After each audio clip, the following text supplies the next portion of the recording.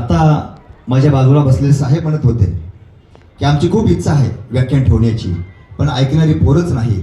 ही अलीकडच्या काळामधली सगळ्यात मोठी शोकांतिका होत चाललेली आहे. कारण खऱ्या अर्थानं या पिढीपर्यंत शिवचरित्र पोहोचणं अत्यंत गरजेचं आहे. मित्रहो, छत्रपती शिवाजी महाराजाची जयंती 176 देशामध्ये जगामध्ये केली जाते, हे आपल्याला माहिती असावं.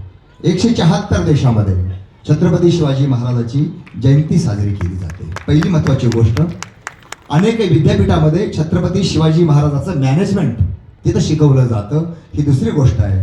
पाकिस्तानच्या इयत्ता 5वीच्या अभ्यासक्रमामध्ये छत्रपती शिवाजीचा पाठ त्या ठिकाणी शिकवला जातो.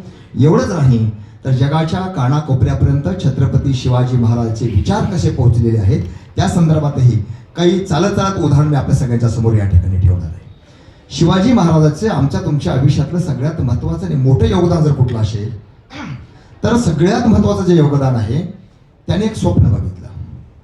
आणि आपल्या सगळ्यांना माहिती असावं की आपल्या भारताचा इतिहास जर आपण अनुभवला तर अनेक वर्ष भारताचा इतिहास हा गुलामांचा इतिहास राहिलेला आहे.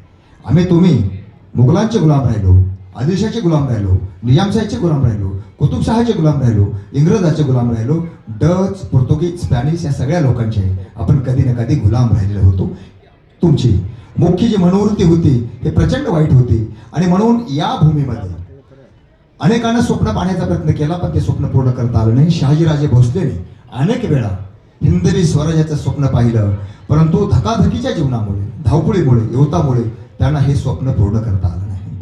परंतु खऱ्या अर्थानं या मातीमध्ये राष्ट्रमाता, राजमाता जिजाऊ एक अशी स्त्री होऊन गेली की त्यांनी स्वप्न बघितलं आणि त्या स्वप्नाला पूर्ण करण्यासाठी तशा पद्धतीचे संस्कार बाळ शोभाच्या मनामध्ये निर्माण केले. खऱ्या अर्थानं आम्ही तुम्ही खूप भाग्यवान आहोत की छत्रपती शिवाजी महाराजांचं काही काळाचं बालपण हे बेंगलोरला गेलेलं आहे. बेंगलोरहून महाराष्ट्रात शिवनेरीकडे जाताना शहाजीराजाने 4 गोष्टी दिलेल्या आहेत. पहिली गोष्ट भगवा ध्वज दिला, राजमुद्रा दिली, आणि तिसरी महत्त्वाची गोष्ट प्रशिक्षित मावळे दिले, आणि चौथी गोष्ट आहे काही धन दौलत देऊन आपल्या मुलाला आणि राष्ट्रमाता जिजाऊला शिवनेरीकडे पाठवून दिलं आणि सांगितलं की माझ्या मनात जे आहे जिजाऊ, तुझ्या मनात जे आहे ते स्वप्न त्या शिवनेरीच्या मातीमधून निर्माण झालं पाहिजे आणि ते स्वप्न साकार झालं पाहिजे. अशा प्रकारचं स्वप्न देऊन शहाजीराजाने बालशोभाला बेंगलोरहून शिवनेरीकडे पाठवलं. एक अत्यंत महत्त्वाची गोष्ट मी तुम्हाला सांगतो. तुम्ही जगाच्या इतिहासाची पानं चाळा. मोठमोठे राजे, रजवाडे, एम्पायर, किंग, सम्राट, शहा, बादशाह या मातीमध्ये जन्माला आले आणि केले. परंतु आजही चंद्र, सूर्य, तारे असेपर्यंत या पृथ्वी तलावर कुणाचं राज्य जिवंत राहणार आहे तर छत्रपती शिवाजी महाराजाचं हिंदवी स्वराज्याचं राज्य या मातीमध्ये जिवंत राहणार आहे. त्याचं कारण काय? पहिलं कारण, जेवढे काही या भारतामध्ये अनेक राजे रजवाडे आले, मुघल आले, शहा आले, बादशाह आले, या सगळ्यांनी सगळ्यात महत्त्वाची पहिली गोष्ट कोणती केली? सत्ता काबीज केली. सत्तेच्या बळावरती काय केलं? संपत्ती काबीज केली.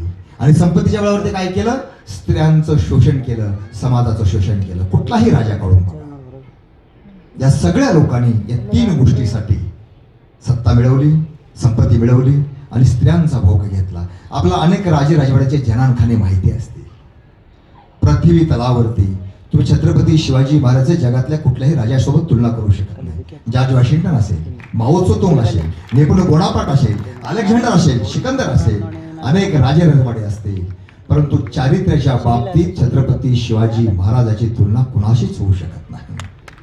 छत्रपती शिवाजी महाराजाचं आदर्श नेतृत्व, छत्रपती शिवाजी महाराजाचं आदर्श दातृत्व, छत्रपती शिवाजी महाराजांचं मोजकं बोलणं, निर्णायक बोलणं असं वक्तृत्व आणि छत्रपती शिवाजी महाराजांचं भातृत्व, हे 4 गोष्टी जगातल्या सगळ्या राजापेक्षा वेगळे होते. आणि म्हणून बंधूंनो, माय माऊल्यानो आणि मंचावरच्या सर्व महानुभावांनो, छत्रपती शिवाजी महाराजांचं युद्ध आणि स्वराज्य सत्तेसाठी नव्हतं, संपत्तीसाठी नव्हतं, स्त्रीसाठी तर अजिबातच नव्हतं.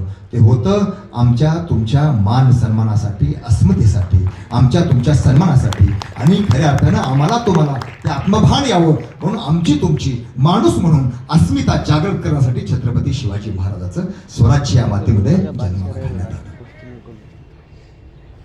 आपल्याला माहिती असेल, नेताजी सुभाषचंद्र बोस नेहमी म्हणायचे आपल्या भाषणामध्ये की भारतीय युवकांच्या समोर जेव्हा जेव्हा नैराशी, उदासीनता येईल, विषण्ण अवस्था येईल, काय करावं का नाही अशी अवस्था येईल, तेव्हा तेव्हा या भारतीय युवकांच्या समोर छत्रपती शिवाजी महाराज चरित्र सांगा, म्हणजे ही पोरं चेतून उठतील, पेटून उठतील आणि आपल्या स्वतःच्या आयुष्याला सुरुवात करतील, समाजाला आणि राष्ट्राला सुंदर करण्याचा प्रयत्न करतील, असं नेताजी सुभाषचंद्र बोस म्हणायचे. नेताजी सुभाषचंद्र बोसला अटक झालेली होती. त्यांचे बंधू दररोज डबा घेऊन यायचे. तेव्हा नेताजी सुभाषचंद्र बोस इतिहासामध्ये ते वाक्य, दादा उद्या येताना डब्यासोबत छत्रपती शिवाजी महाराजाचं चरित्र घेऊन या, जेणेकरून या कोठडीतून पळून जाण्याची कल्पना मला सुचेल. त्याने छत्रपती शिवाजी महाराजांचं चरित्र वाचलं, त्यांना प्रेरणा मिळाली आणि वीज चमकावी तशी एक युक्ती त्यांच्या मनामध्ये चमकून गेली. आणि काही दिवसानंतर नेताजी सुभाषचंद्र बोस गडप झाले, पळून गेले. ही वार्ता भारतातल्या आणि विदेशातल्या अनेक पेपरमधून आलेली होती. म्हणजे नेताजी सुभाषचंद्र बोसच्या आयुष्यातली सगळ्यात मोठी प्रेरणा कोण होतं, तर छत्रपती शिवाजी महाराजाचं शिवचरित्र हे खऱ्या अर्थानं नेताजी सुभाषचंद्र बोसच्या आयुष्यामधली सगळ्यात मोठी प्रेरणा होती. आपल्या सगळ्यांना माहिती आहे की नेताजी सुभाषचंद्र बोस जर्मनीमध्ये हिटलरची मदत मागायला गेले आणि म्हणाले की मला तुमची मदत हवी आहे. त्यावेळी हिटलर खुर्चीमध्ये बसून गोरिला तंत्र नावाचं पुस्तक वाचत होतं आणि ते नेताजीला म्हणाले की नेताजी, ज्या देशामध्ये छत्रपती शिवाजी महाराजांसारखा महापुरुष जन्माला आला, गनिमी कावा ज्या देशामध्ये जन्माला हवा, तो गनिमी कावा म्हणजे तिकडल्या भाषेमध्ये गोरिला तंत्र मी वाचतोय, त्या नेताजींनी मला मदत मागावी हे मला मोठं आश्चर्य वाटतंय, असं हिटलर म्हणाला होता. म्हणजे हिटलरची सुद्धा प्रेरणा छत्रपती शिवराय होते. व्हिएतनाम एक छोटासा देश आहे. अमेरिकेशी अनेक वर्ष लढत राहिला, पराभूत झाला नाही. तिथल्या लोकांनी त्यांना विचारलं की तुमच्या जगण्याची, तुमच्या लढण्याची प्रेरणा काय, तर तो व्हिएतनामचा राष्ट्राध्यक्ष हो ची मी म्हणाला की मला छत्रपती शिवाजी महाराजच्या गनिमी काव्यातून आणि युद्ध तंत्रातून प्रचंड मोठं ताकद आणि बळ मिळालं होतं. त्या बळावरती मी अमेरिकेला अनेक वर्ष झुंजवत ठेवण्याचं काम केलं होतं, असं हो ची मिन म्हणाला. हे इथलं उदाहरण नाही आहे. व्हिएतनाममध्ये हो ची मिनच्या समाधीवर एक वाक्य कोरलेलं आहे आणि त्याची ती स्वतःची इच्छा होती की मी मेल्यानंतर माझ्या समाधीवर एक वाक्य कोरा की शिवाजी महाराजाचा एक मावळा इथे चिर शांती घेतो आहे. ती समाधी ऐतिहासिक पुरावा म्हणून व्हिएतनामने अजूनही जपून ठेवलेली आहे. म्हणजे जगातल्या कानाकोपऱ्यातल्या अनेक महापुरुषांची प्रेरणा छत्रपती शिवाजी महाराज होते. एक गोष्ट सांगतो, भगतसिंगाला कारागृहामध्ये विचारण्यात आलं, भगतसिंग बार बार तो इनकलाब जिंदाबाद क्यों बोलता है, इसका मतलब क्या होता है. तेव्हा कोर्टामध्ये न्यायाधीशाला भगतसिंगांना सांगितलं होतं, इन्कलाब जिंदाबाद म्हणजे शिवाजी, शिवाजी म्हणजे क्रांती, क्रांती म्हणजे परिवर्तन आणि परिवर्तन म्हणजे या देशामधला विद्रोह आहे, गदर आहे आणि खऱ्या अर्थाने एक उठाव आहे आणि एक एल्गार आहे. अशा भाषेमध्ये भगतसिंगाने जजला सुनावलेलं होतं. भगतसिंगाच्या आयुष्यातली सगळ्यात मोठी प्रेरणा छत्रपती शिवाजी होती. आणि आपल्याला माहिती असावं, इथं बरेच आर्य समाजी माणसं आहेत.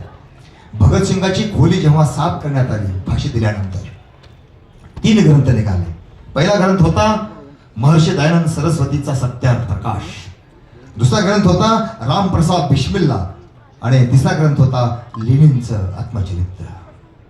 आणि भगतसिंग घडत गेला आणि मृत्यूच्या जबड्यात हात घालून फाशीच्या फंद्याला हसत हसत चुंबन घेऊन मृत्यूला समोर जाणारा पृथ्वीच्या पाठीवरचा एक अद्भुत युवक भगतसिंग छत्रपती शिवाजी महाराजांची प्रेरणा घेऊन जगत होता, मोठा होत होता.